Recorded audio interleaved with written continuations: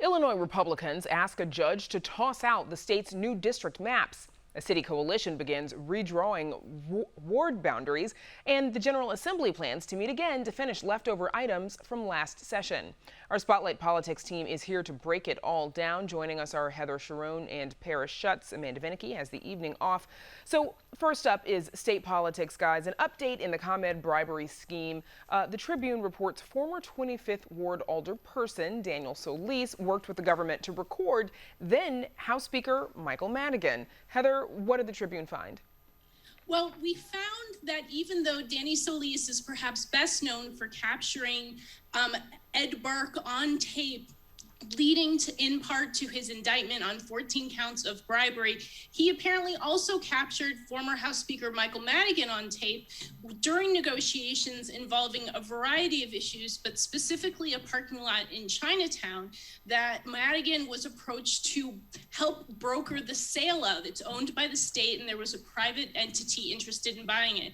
So we now know, according to the Tribune, that there are not only tapes out there of the House Speaker, but also video of him in a meeting with Danny Solis, which means that this investigation stretches back nearly 5 years, longer than we knew for certain before. And Paris, what does this tell you about the federal government's investigation? Well, first of all, I think it's pretty clear that the feds had Mike Madigan in their sights for many years, and we've heard this a lot, that Ed Burke was kind of like a side note, that they didn't expect to discover what they did about Ed Burke, and of course he has his indictment. But, you know, this could be very strong evidence if there were to be a case against the former speaker. You're talking about audio recordings, you're talking about video recordings, but still, if Madigan has done anything wrong, there is no allegation of that yet, and the feds have clearly made a really strong push to try and flip people like Madigan's former top aide to give up some dirt, and they're not doing it yet. And it could, they're even, you know, disclosing a lot in the public, more than they normally do about their investigations, in hopes that they do find something that they can maybe put out an indictment ostensibly on Madigan. So it says that even despite this, it still doesn't look like they've got him. Maybe they want corroborating evidence with the video and audio recordings to someone actually, you know, testifying that there was something untoward here. And of course, we should point out that, you know, Madigan has repeatedly said, you know, throughout this entire time that he has done nothing wrong. Meanwhile, state Republicans are pushing back after Governor J.B. Pritzker signed the new legislative maps into law last week. Here is a clip of Senate Republican leader Dan McConchie after Pritzker approved the maps. He said a lot about the Voting Rights Act, but using inaccurate, flawed data clearly deviates from the practice of one person, one vote. He pretended to be a reformer, but he's just proved he's more of the same. A politician who will do anything to get elected, get power, and get your money. Now, Heather, on what grounds are Republicans asking for it to be tossed, and what's the likelihood that it will be? So the maps that the Democrats drew and that Governor Pritzker signed into law were not based on census data. And the lawsuit filed today alleges that these maps must be based on census data, not survey data collected by the U.S. Census Bureau. So that's the crux of the argument. They say it violates the 14th Amendment's Equal Protection Clause and that they should be tossed out, and that a judge should force a commission to be appointed to redraw the maps based on census figures, which we expect to get in mid-August. So we also know that Illinois' General Assembly, Paris, they are planning on meeting again next week to go over some of the items that were left over from the last session. An energy bill, of course, is among them. Paris, what else is on the agenda? Well, the energy bill is really interesting, and it's a similar bill to about 4 or 5 years ago, where it would mandate standards for completely carbon-free energy at some point, and then give hundreds of millions of dollars in subsidies to Exelon to keep struggling nuclear plants from closing, and that would result in a couple more dollars on everybody's ComEd bill. But the snag here, the reason they didn't pass this, is there are 2 coal plants, and the bill says the coal plants are going to have to close by 2035. Well, there's one downstate called Prairie State Energy saying we don't want to close, and here's the snag.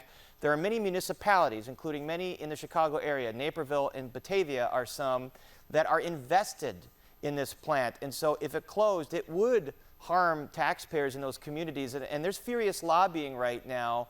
I'm told that there are labor leaders and there are municipal mayors that are lobbying the governor to provide some kind of clause that would keep those plants open because of the issues here that these municipalities are invested in them.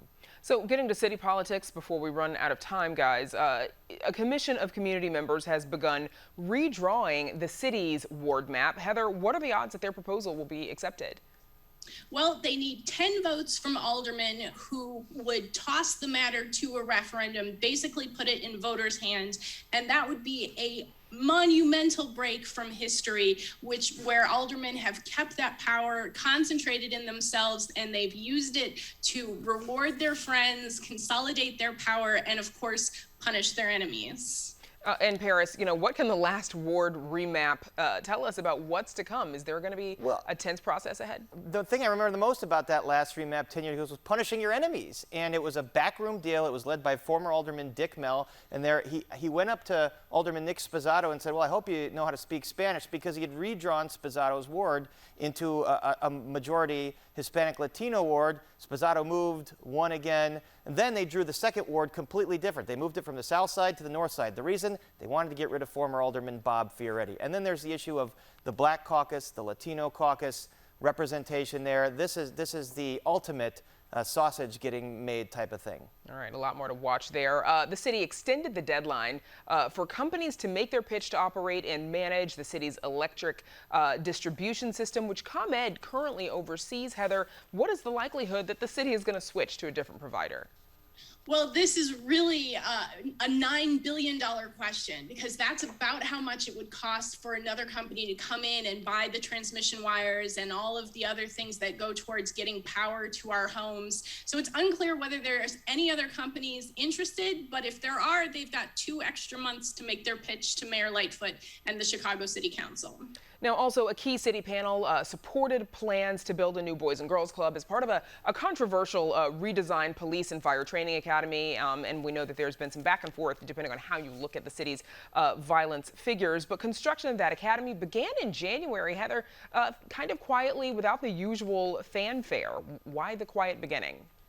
Well, I haven't been able to get a question answered about that, but it's clear that this is a hot button issue. It remains a sore point for activists who have been working to reduce the budget of the Chicago Police Department. The last thing that they want to see is a $95 million new training facility built to sort of help the police expand their operations. And they're concerned that putting this Boys and Girls Club right next to the police will only sort of exacerbate those tensions, while Mayor Lightfoot says, no, it'll do exactly the opposite. It will give the police a chance to interact with people who live on the West Side and their kids and their families, and increase trust in the community and relieve some of that pressure.